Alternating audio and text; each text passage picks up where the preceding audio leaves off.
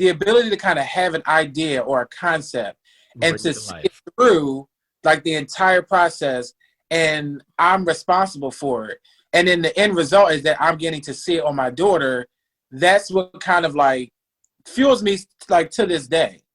When I sit down and What's happening, y'all? This is Mike D with Black Fathers Now, where we're bringing the village to the brothers. Every couple of weeks, you can look forward to a quick inspirational message or a thought-provoking guest with knowledge and wisdom, all geared towards helping you be the best father that you can be. We're bringing the village to you. Now it's your turn to do something with what you learned. All right, y'all. Let's go.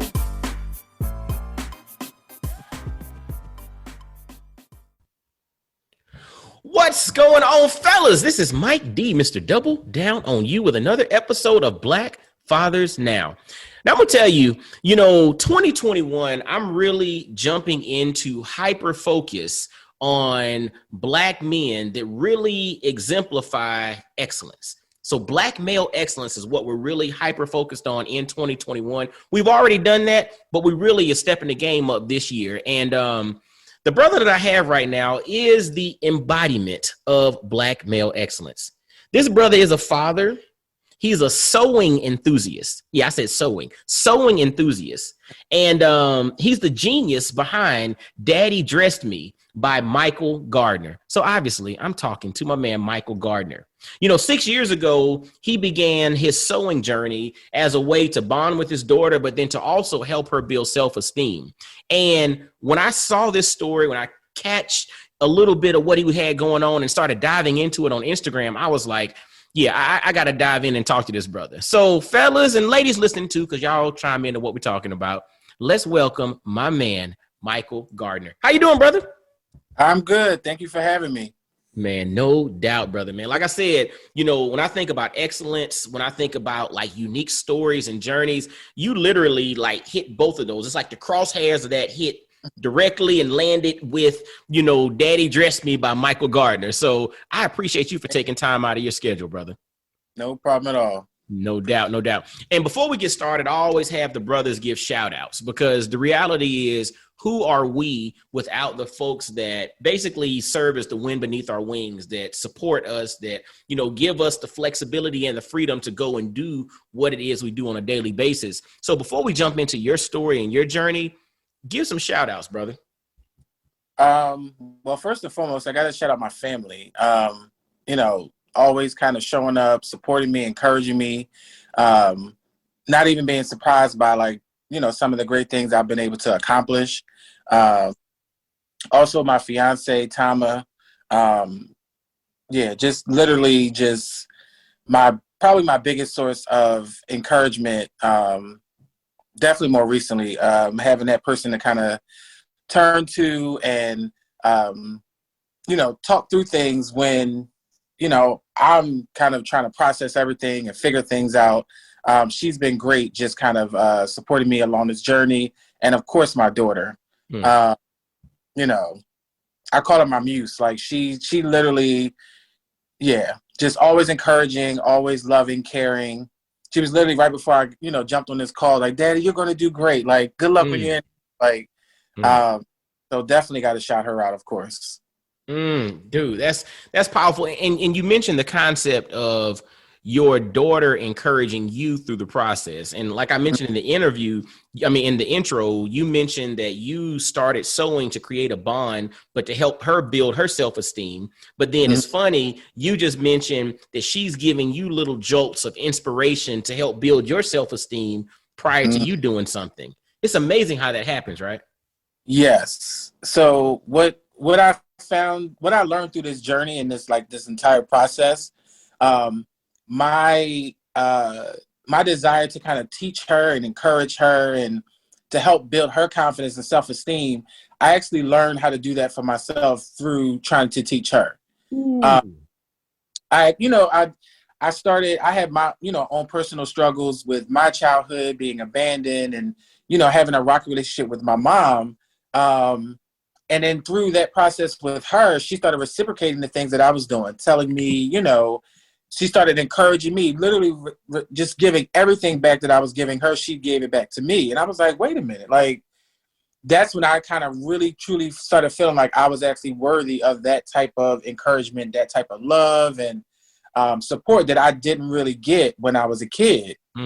So that was like that first moment where I was like, okay, I kind of didn't realize that going in, but, you know, I left, you know, those moments just like really sitting to myself and understanding what actually was happening. And this was around when she was like, you know, she was still younger, maybe around 4, when she started like just saying things back. And now she's 9, and everything we do, we bounce that energy off of each other. That's interesting, man. Like, you know, when you said that, it made me think about the Maya Angelou quote of when you get, give, when you learn, teach. Right. And when I think about the concept of when you get, give, and when you learn, teach, it's always about sharing with someone else. And, you know, a lot of like motivational speakers and coaches, you know, a lot of them really put out there that if something is going wrong or is challenging in your life, go find somebody to help. Like if you go find somebody to help, that in turn sometimes becomes the fuel that you need to pull yourself out of what it is you're dealing with. And it's funny, not funny, but it's interesting that you mentioned that about your story in the sense that, you know, when you were seeking to help your daughter, she in turn turned back around to help you. Help me. It was like, I'm putting it all on to help, right, but I'm actually getting helped in the process. It's a powerful concept, isn't it? Yeah, like so when I knew I always knew I wanted to be a dad. So when the opportunity presented itself, I was like, I definitely knew there were a list of things that I knew I wanted to focus on. Things that I, you know, struggled through in my childhood. So communication was one. I wanted to make sure that any kid I had knew that they could come talk to me, that we could, you know, talk through things, find resolution. Because I grew up just kind of holding everything in, not really having the opportunities to say how I truly felt. Quality time was another one. So me and Ava we've pretty much been inseparable since she was born. Wow. So that's another huge one. And then, yeah, that belief in whatever you want to do, you can truly achieve. And even if you don't succeed, okay, maybe you got to shift, pivot, but, you know, you're not allowed to quit. So, like, we don't say can't. Can't is not in our vocabulary. If she, you know, I tell her, say you want to learn it. You know, if you don't succeed the first time, you can do better the next time. But we just don't say can't. And then anytime either of us slip and say it, we kind of check each other like, hey, you said can't, you know. So yeah, these were all things that I knew I wanted as a kid.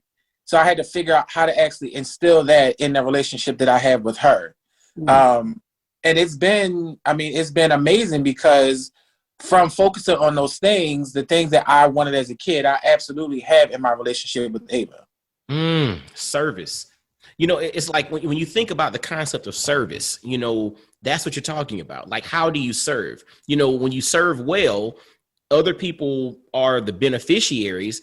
But the thing is, if you're a person who is a natural giver, you also find joy in the giving. Like, you know, and I'm gonna tell you, it's interesting, even thinking about that in my own personal life. You know, I like to give. Like, I'm the one that enjoys watching people benefit from something that I do, right? Like giving.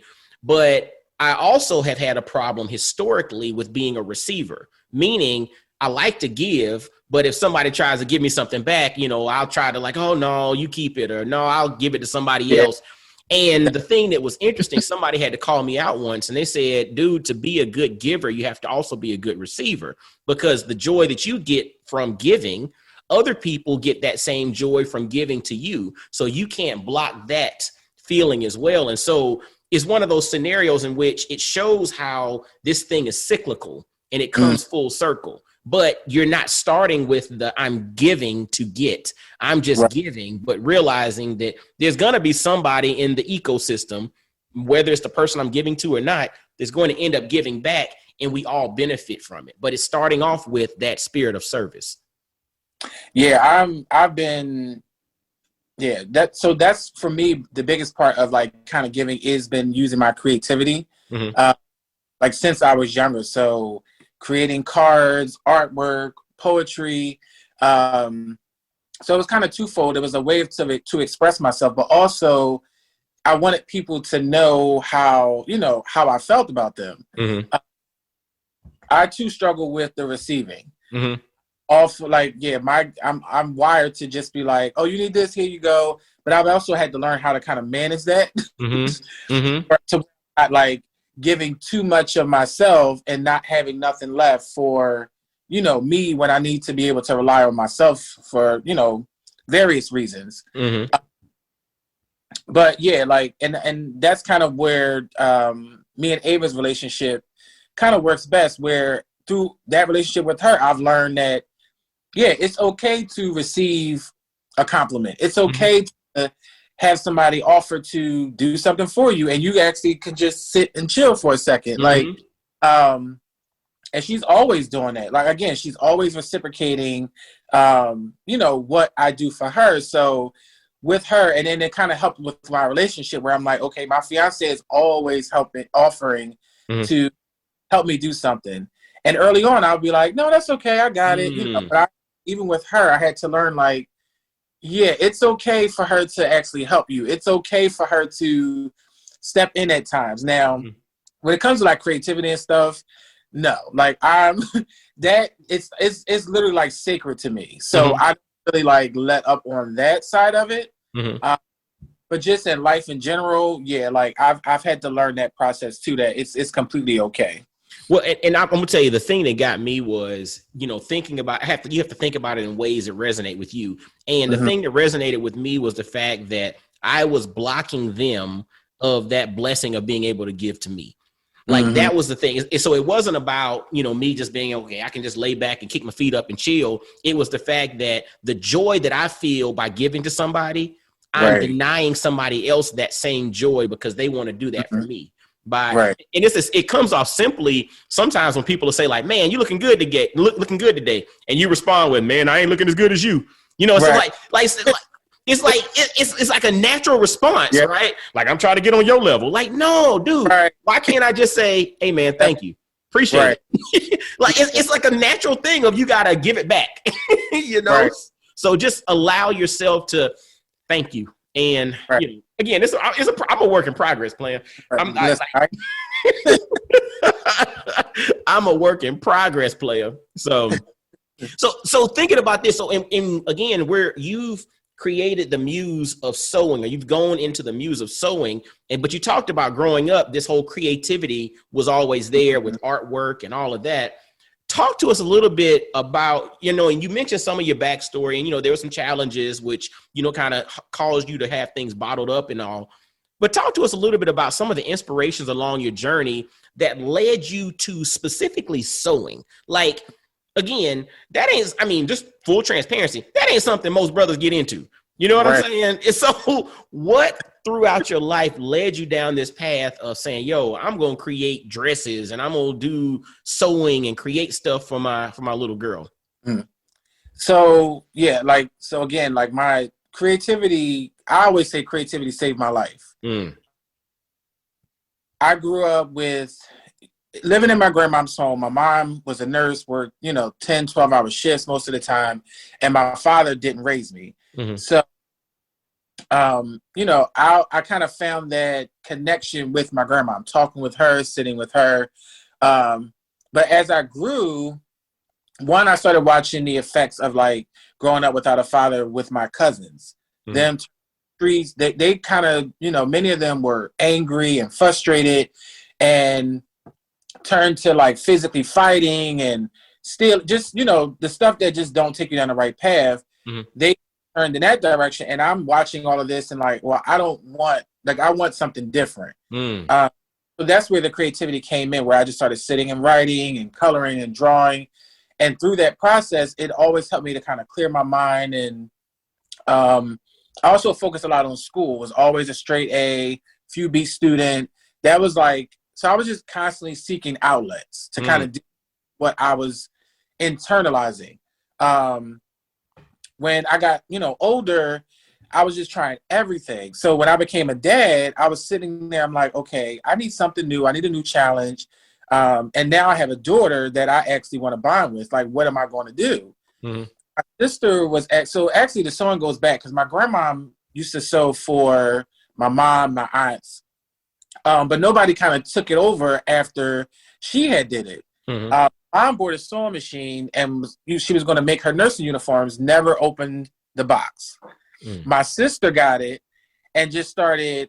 She would get like sweatshirts and hoodies, and she would change out the sleeves with like these really cool fabrics. It was just so unique to me. So I'm watching her do it, and I'm like, wait a minute, I think I want to actually try this. So she was like, all right, went to YouTube, started watching videos, and she went with me to Walmart, got me the sewing machine, and I literally just took off from there. So I started by buying, I was thrifting women's clothing. Mm-hmm. And I would upcycle it to, kind of scale it down to Ava size because I had no prior experience. This is my first time behind a sewing machine. I didn't want to go out and, spend money on fabrics that I didn't know what to do with yet. That's right. So I started there and kind of built my confidence up from there.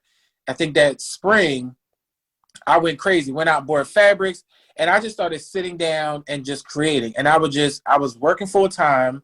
So I would get off work, pick her up, do what I need to do for her, start sewing. And I sat in my living room for a couple weeks and kind of put together a whole collection for her. And how old was she then? How old was she at that time? She was 3. Oh, wow. Okay, cool. Yeah. So this was at the very beginning. And I challenged myself and I said, I'm not going to buy her anything for spring or summer. I'm going to make all of her clothing. Whoa. Hold up. See, we have to jump into that mindset there because, you have some people who are like, okay, I dip my toe in or I sample it or I do a little bit. You just went straight forward and said, I ain't buying no clothes in the spring or summer. I'm making everything. Like that's going from 0 to 100 like that. Right. Where does that, like, have you always been I'm all in or I'm all out? Where did that come from? Because, that's something for the brothers listening to pay attention to. A lot of times we want to dip our toe in, but sometimes you just got to jump into the deep end and say, man, I'm going all in. I ain't buying no clothes. Talk to me about that mindset right quick. So I was literally just telling my fiance this a couple weeks ago. I am all in or all out. There's no, especially with things that are important to me, there's no gray area. Oh, wow. So, when I started it was more so just about again, the seeking of the creative challenge. I think what fueled me to go to that point, it was the feeling that I got behind sitting at this sewing machine. Through all of the crafts that I've done and everything that I've tried, there was nothing that gave me that feeling with sewing. And I think it's driven by the ability to kind of have an idea or a concept and to see it through the entire process, and I'm responsible for it. And then the end result is that I'm getting to see it on my daughter. That's what kind of fuels me to this day. When I sit down and I got a question there. So it's funny. Again, I think nothing happens by chance. I think all these things are kind of orchestrated. Do you think growing up, that was something that you struggled with from the standpoint of basically conceptualizing something and bringing it to life? And the moment that you were able to do that, it was like the aha moment came. It's basically like the light bulb went off and you came to realize that was your thing, because all along I wanted to create something. I wanted to build something. I wanted to, and that's something that I needed from a confidence perspective. Do you feel like there's some strands of that there? Definitely. Yeah. So kind of, and that's another thing. So through this entire journey, I've also been processing. So when I sit at the sewing machine, I'm thinking, I'm processing things. It's, again, the creativity is kind of where it's therapeutic for me. Yes. So I still process things from my childhood, still sit back and kind of examine why I think the way that I think, why do things the way that I do things. So yeah, because that thread is kind of been throughout my life. So it came when, I knew I wanted to be a father. I wanted to be married. I wanted to be in the household. So literally trying to build everything I didn't have in my childhood trying to piece that all together and figure it out to create that for my own life. So yeah, it definitely like kind of brought some things together. And then once I kind of had that feeling, I was like, oh, I don't want to lose this. So that's why 6 years later, you know, we're still doing it. I don't sew in that way like I used to. Like where I said I was in my my living room for like 2 weeks and got everything done. Because obviously now things have shifted. Ava's older. So, you know, I still have to make time for her and figuring out, you know, just life in general. But every time I kind of have this, the way my mind works is like I'll have an idea, and until I process it and figure out how I'm going to do it, it just sticks with me. It constantly living, it reshuffles until I've created it and get it out of my system. It's there. Hold on, pause right there. I think that's an important nugget for the brothers to pay attention to. You know, when you have that thing burning inside of you, when you have that fire burning, you know, for some of us, we try to say, you know what, if I can't bring it to life, I'll just put that fire out. You're the one that says, no. This fire is going to burn until it burns the doggone house down. Right. I gotta bring it out. I got to bring something to fruition. And I think so many of us, especially Black men, have these fires burning. We have this thing inside of us that we want to create, and we suppress it. We say It's not possible. We're like, okay, you know what? I got other things going on in life, so I'll put it on the back burner, and we never get to it. And the thing is, there's this regret if you don't try something. And if you talk to a lot of people, even if folks have failed on things, at least they know that, you know what, I tried it. It's not on this back burner. It's not this woulda, coulda, shoulda. I'm not 75 years old looking back saying, man, 30 years ago, I should have tried this thing, or I should have said this, or I should have tried to create it, because you don't want to have regrets. So if you got that fire, fellas, listening to Michael's story, if you have that fire right now, something inside of you, don't let it just sit there. Don't put a cap on it. Don't put it on the back burner. Figure out a way to bring that thing to life. If it works, awesome. If it doesn't work, at least you know you tried. Right. Yeah, it's funny because I saw so much of that growing up.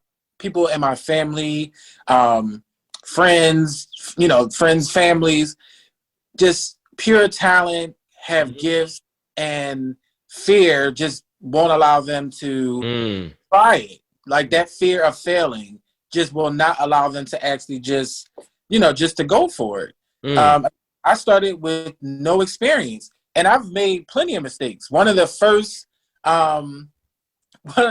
like shirts that I made, Ava, I cut it out the wrong way. So where the stretch of the fabric should go left and right, to how you naturally move, it was vertical. Okay. So when she put the shirt on, she couldn't move, and I was like, oh, like you done made your baby a straitjacket. Right.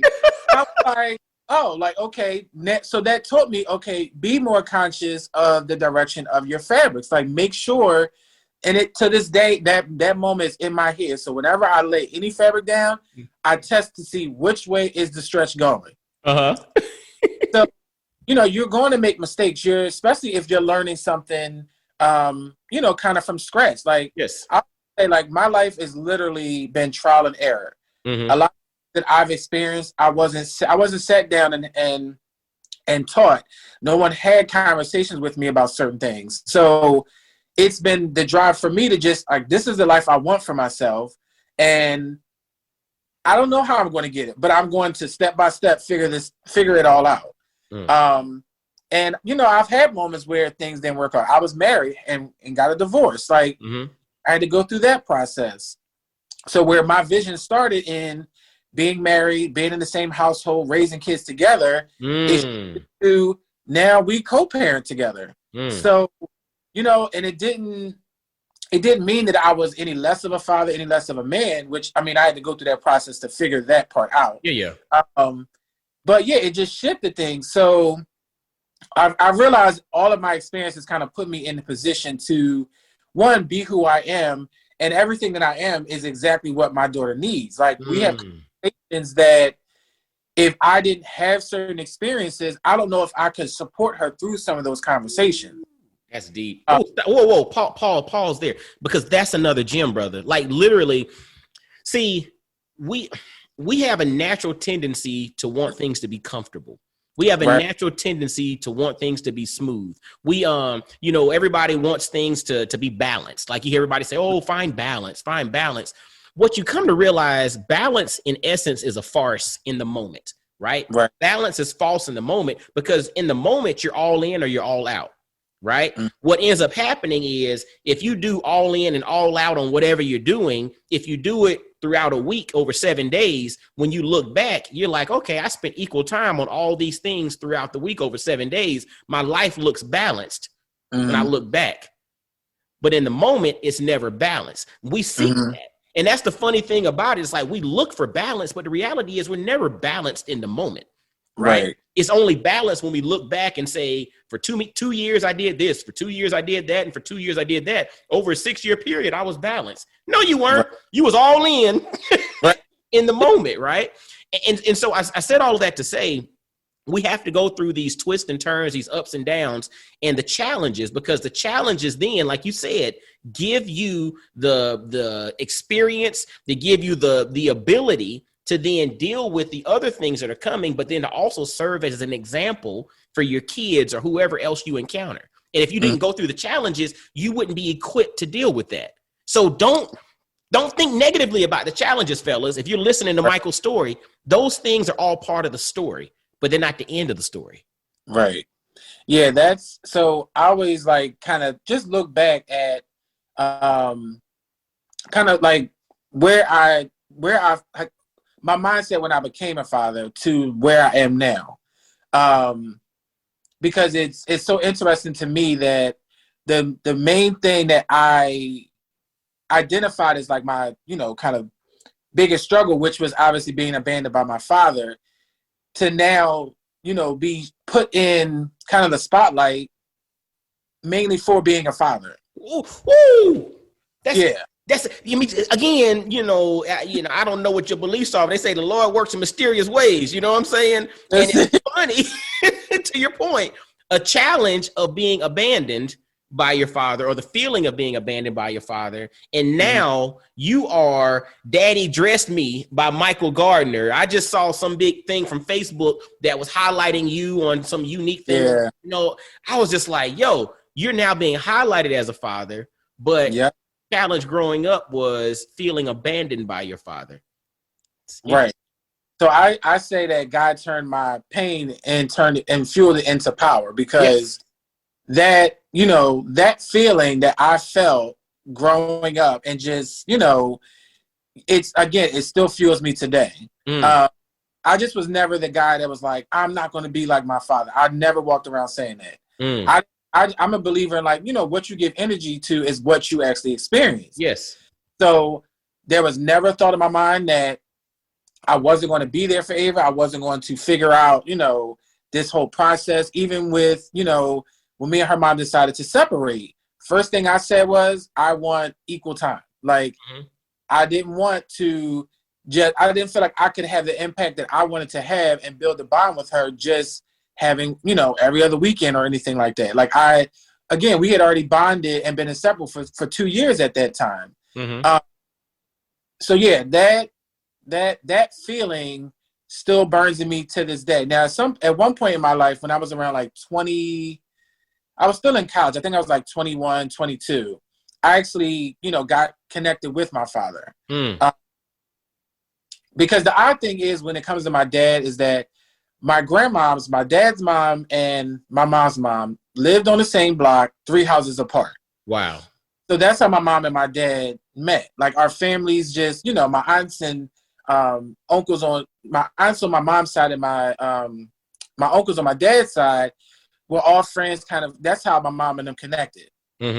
So there were times where I seen him, was in his face speaking. He wouldn't acknowledge me. He got married and had 2 stepdaughters. They came knocking on the door saying, "Where's my brother?" Then he had a son with his wife. So now I have a brother, and later found out I had another sister. So, I at one point just decided to write him a letter, sat down with him, because I was like going through it. I just felt like I didn't really know who I was, or at least that side of me. Yes. So yeah, I sat down with him in that first conversation. It wasn't even about like what he was saying. Something just connected for me where I was like, okay, I'm looking at him and his mannerisms. I'm seeing little things that he does, and I'm like, okay, this is where all of this kind of like parts of my personality, like this is the side that comes from you, because I'm, the way he's talking with his hands, the way my stepmom pointed out, she was like, yeah, you and your dad scratch your head the same exact way. Like, it was so interesting to have mannerisms and traits of a person that you never spent any time around. I'm very smart, but I can also go to that point where, I'm a know-it-all. Can't nobody tell me nothing. I get that from like, so yeah, that moment of kind of just sitting down, I think from that point on, I was like, okay, I felt like I was good. Like I got, it really wasn't for me about why he wasn't present or anything. It was just trying to answer that question of who I am. That's deep. So yeah, once I sat down and kind of, talk with him, I was like, okay, I got pretty much have everything that I need. And then it took a turn for the worse because we ended up right where we were in the first place. So now we don't have a relationship. We don't communicate. But, just having that moment to kind of sit, talk it out, think things through, and actually knowing that I attempted to build a relationship with was really enough for me. And that gives you peace, right? Because, it goes back. We mentioned earlier about you don't want to have regrets in life, right? And you hear situations and challenges where people have, and I mean, unfortunately, a lot of times is, guys and their fathers or people with their fathers, they have issues in which they don't talk, they don't communicate. And then fast forward a few decades and somebody passes away. And then it's I never got a chance to. And whether they verbally put that out there for the world to hear or not, inside of them, they always know that I never got a chance to get these questions answered. I never made the effort. Whether they wanted to connect or not, I never made that effort. So therefore, I'm holding on to this thing, whether I tell people about it or not, and that impacts how I operate. So to your point, I applaud you for taking the initiative to at least do that. Whether it turned out a certain way or not, you can't control the outcome. The only thing you can control is what you did, which was write the letter, initiate it, try it, and you got what you needed from the situation. But you can also have peace in your life knowing that, hey, I made the effort. Right. Yeah, that the point you just made was exactly why I did it. Like, I didn't want to keep carrying the feelings, the emotions, and realizing like, okay, I do have the power to try to do something about this. Now, obviously, when I sat down, wrote the letter, and then mailed it, I was just anxious the whole time. I didn't know if I was going to hear from him or not. But for me, part of it was therapeutic because I got to kind of release everything that, I was feeling. But yeah, like, and then too, I'm glad I did it too, because when I became a father, I didn't want to carry so much of this stuff that I can't actually now parent the child that, I have responsibility for. Woo! Oh, dude, you dropped the gem there. But it's like, think about, I'm gonna use an analogy. You think about like carrying grocery bags in, or you carrying a lot of luggage and all your hands are full. If all your hands are full, you don't have the hands to hold your baby. Yeah. And so when you got all this baggage that you've not let go, it's like you walking down the street with 30 grocery bags in your hands and your little girl sitting there with her arms up wanting you to pick her up. So you have two choices. You can either drop those bags and pick your baby up, or you can tell your baby to hold on. Right. And so to your point, that was such a poignant example. And I think, brothers, we need to listen to that. How, as far as being husbands, as far as being fathers, as far as being businessmen, being whatever it is we're doing in life, we are limited if we got our hands full with all this baggage. We got to find a way to let that stuff go so that we can free our hands up, so that our hands are free to then do what we need to do. And sometimes it's simply to pick our little baby up, or to hug our wife, or to grab our son, or to do what it is we have to do. But we got to be mindful of that, brother. That's a gem. Yeah, like as time goes on and you realize, especially for me, one of the biggest concerns I had was and it's with anything, life, career. Mm-hmm. When you're put in position to do something, when you get a new job, one of the questions you're assured is that you're going to get some sort of training. Mm-hmm. Ooh. And there is no training, or hopefully you've got, the experience with your father, who's, some men have had the experience of having their father, but still have to unlearn some of the things they were taught too. I was on a Clubhouse call the other day on Monday night, and the call was about like dad influencers and, how we can kind of work together to get, the images out there and work with brands and stuff. And the conversation shifted to like some of our experiences growing up without our fathers. And there was a dad on there who actually said he grew up with his father, but I think, their relationship wasn't necessarily the best. And he said, some of you that didn't have your fathers are at an advantage, because he said, you're fathering from a place of not knowing maybe you didn't get what you felt like you should have gotten, but you're trying your best to give that to your kid, versus being in a position where you kind of have your father and the relationship isn't great, and you're taught things that aren't going to actually help you. Ooh, nobody's perfect, first off. That's one, right? I mean, no matter how great of a father we are, great of a husband, great of a man, businessman, whatever, nobody is perfect, right? That's step one. But perfection's not a requirement for greatness. I'll say that as well. But I'll also say having versus not having, I would also say that there's always an opportunity for redemption, right? So even if you have that father who is an imperfect individual, who may have taught you the wrong stuff, may have done things that you're not proud of, and had challenging circumstances, and maybe even taught you things that you didn't need to know, there's always that possibility for redemption, and that person is still present. So I always see that as an opportunity for hope, or there's that chance in which things can turn, versus not even having that opportunity. And so I get where the brother's coming from, but I also would counter that by saying there's still that chance for redemption with that person being present. Right. Yeah. So what I took away from that whole conversation, because for me, like, there aren't a lot of dads that I communicate with. So when things come up for me, I'm usually trying to figure it out for myself, or I'm looking somewhere for resources to kind of maybe reshift my focus. Or I think the benefit of having other dads to talk to is you get different perspectives. Dude, check this out. Hold on. We're changing all that right now. You're now part of the Black Fathers Now family. Right. Me and you are connected. So don't ever think that you ain't got some dads to talk to, brother, because you connected now. Yeah, and that's one of the benefits of actually kind of sharing my experience too, is that I've been mainly through like Instagram or even Facebook. Like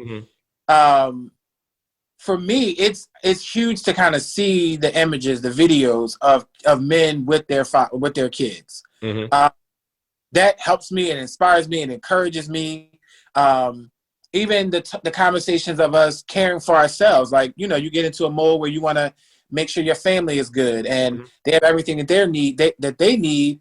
But then, and I went through this when I was married, like just get going, giving, and not stopping to actually say, okay, how, like checking on myself. Yes. How am I doing? What do I need? Like, so that was another thing that I kind of had to learn.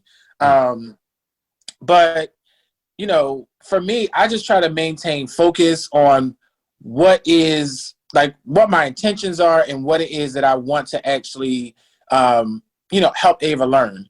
I'd sprinkle in life lessons to pretty much everything that we do. Yes.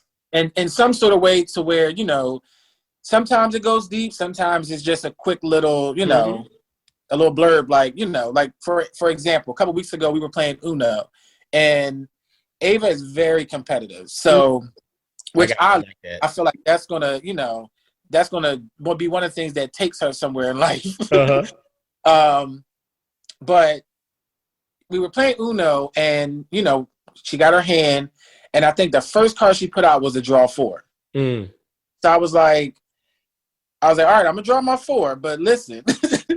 I was like, you have to learn to like strategize, especially with that card. Like I said, sometimes a person might be ready to go out. You have that ready. Now they can't go out when they, after they or whatever. So she said, okay, daddy. 2 hands later, she did exactly that. I call Uno. She throws down the draw 4. So, I know that I have her attention when I'm speaking. I know that she trusts me. I know that she's listening. And more than anything, what I'm saying, she's watching me. Yes. Yes. That's the biggest part. Yes. So I'm always just, conscious of what I'm, how I'm speaking, how I'm treating people in front of her. As we do interviews, she's saying like, I just want to be like daddy. And it's, in part it's the creativity, but what I love is that she speaks on who I am as a person. She talks about how I treat people, how I'm always positive, how I'm always encouraging, that I never give up. Like I'm always giving my all. So, and those aren't things that I'm saying directly to her, like learn this from me. That's from her being around, being present, and actually observing what it is that I'm doing. Yes. So, in those moments when I don't know what she's going to say, when she comes out and says those things, I'm like, okay, I'm definitely doing what I'm supposed to be doing. That it's what she's seeing is impacting her in a positive way. And that's, one of the most important things for me. What she's seeing is impacting her. Again, I use this in numerous episodes, numerous interviews, but there's a poem by Langston Hughes called Live Your Creed. And the first stanza states, I'd rather see a sermon than hear one any day. Right. The last stanza states, for I may misunderstand you in the fine advice you give, but there's no misunderstanding how you act and how you live. And what you're talking about right there is the embodiment of that particular poem, Live Your Creed, because it's all about making sure your words and your actions map to each other. And then when they're watching you, then it's not that whole day. I saw daddy, but he told me, and they're having to, in their mind, try to make connections, figure things out. They're like, no, what daddy said is what daddy's doing, Right. And so when I say it is reinforcement behind what I'm doing because they're watching what I do. And we have to be mindful of that as fathers, as men, and not even just as fathers, but when we're out in public, when people see us, actions speak louder than words.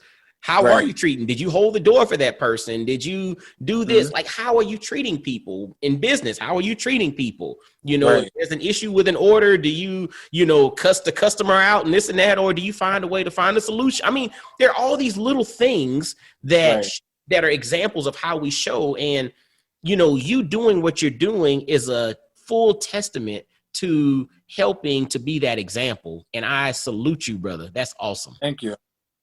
No doubt, man. On that's deep. Yeah, it is deep. Yeah, literally, it's called "Live Your Creed" by Langston Hughes. Like, it's powerful, man.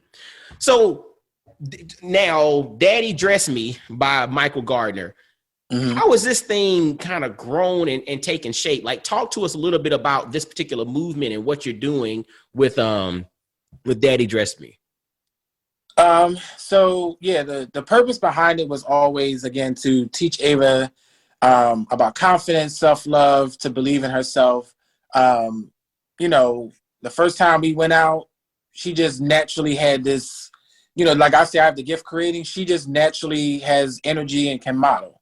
Her little post, like that was all her. So, now it's grown to, one is grown to something that encourages and uplifts other people. Like, I get DMs and now I'm getting emails too, every single day, where people are reminded of their mom.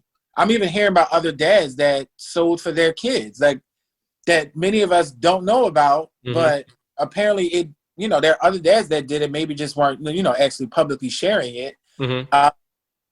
They're being reminded of, powerful moments and special moments in their childhoods through sewing.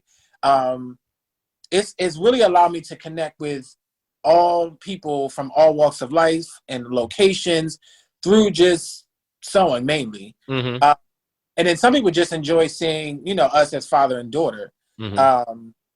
So yeah, it's been a blessing to just kind of share our bond, but also, like, I shared, some of our conversations and my experiences. I started sharing, before I was even sewing, I started sharing, my fatherhood experience, just because I always felt like there was going to be a dad that was similar to me that became a dad, didn't have that, and they're like, what am I supposed to do? So for me, I just started with obviously being present, showing love and affection, before she could even speak, just being there. And just sharing that, to progressing to when she got older, started taking her on daddy-daughter dates, like focusing on making sure she knows how she should be treated and, all of that. And then it shifted to the creativity, being added into it. And now, us kind of being,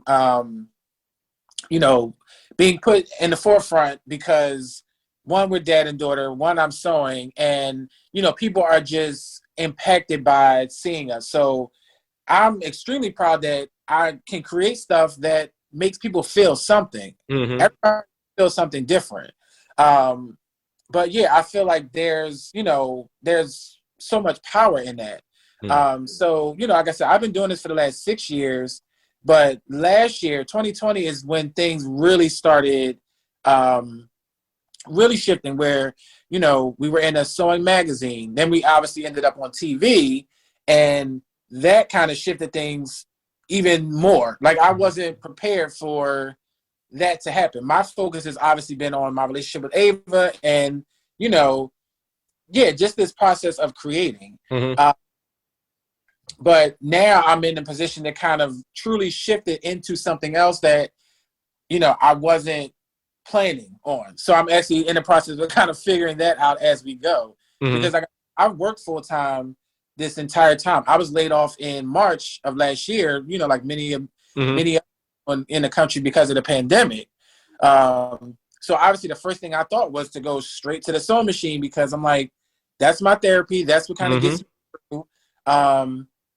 Ava came to me about TikTok. So that's where, we started doing the TikTok, and I'm learning like how great of a dancer she is. And, we would do little skits where she would be acting, and I'm like, this little girl is, has like pure talent. And, now like so that's kind of another way we've bonded and, and spent our time together.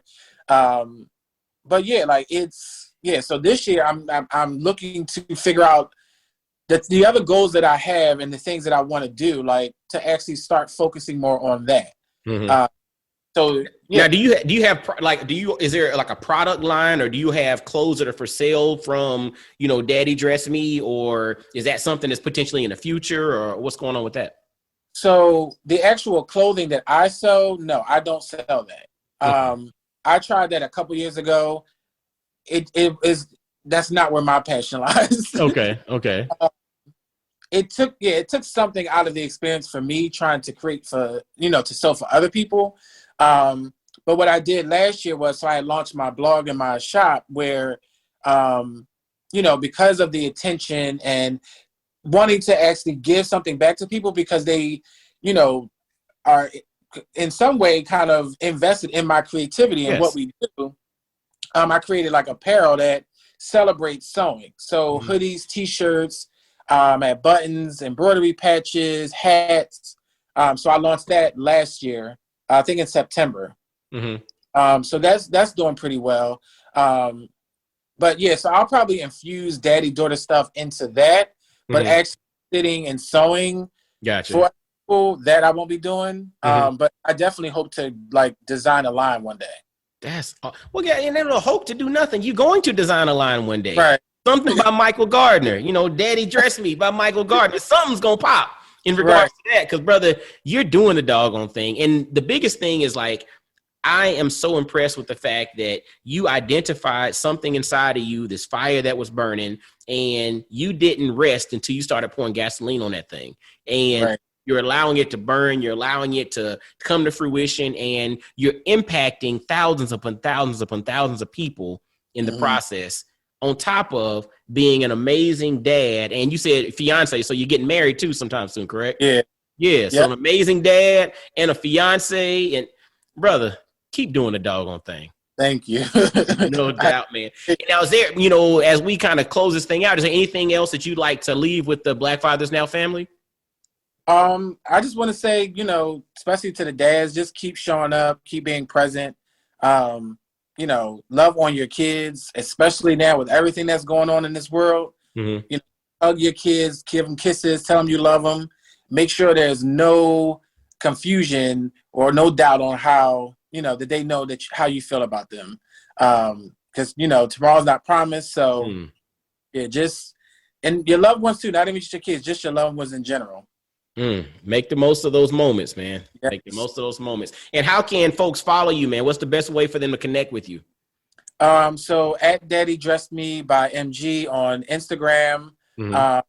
Facebook is Daddy Dressed Me by Michael Gardner. And my website is Daddy Dressed Me by MG as well. Okay. So, fellas, I'll have all of that in the show notes. Instagram, Daddy Dress Me by MG. On Facebook is Daddy Dress Me by Michael Gardner. And the website is daddydressmebyMG.com. daddydressmebyMG.com. I'll make sure to have all of that in the show notes. Fellas, ladies listening too, make sure to reach out to my man, Michael Gardner. The brother's doing amazing stuff. When you see the clips and the images and him and Ava doing their doggone thing, it's going to blow your mind, man. And it's going to also inspire you to find that thing inside of you that's burning, pour gasoline on it, and make something happen. So, brother, I salute you, man. Thank you. I appreciate you having me. No doubt, no doubt. Now, fellas, as always, make sure to visit blackfathersnow.com, subscribe, leave ratings, reach out to Michael Gardner again, Daddy Dress Me by MG on IG. Man, literally follow the brother. He's doing the doggone thing. Subscribe to the podcast, leave likes. It helps us to move in the search function. And I guess until next time, fellas, y'all be blessed, well, and wise. And I'll holler at you. Peace. Yo, fellas, I hope you enjoyed today's episode. And always visit blackfathersnow.com, as well as follow Black Fathers Now on virtually every social media platform you can think of. Instagram, Facebook, Twitter, everywhere. Just follow us and engage with us, man. Look forward to hearing from you. And I guess until next time, I'll holler at you. Peace.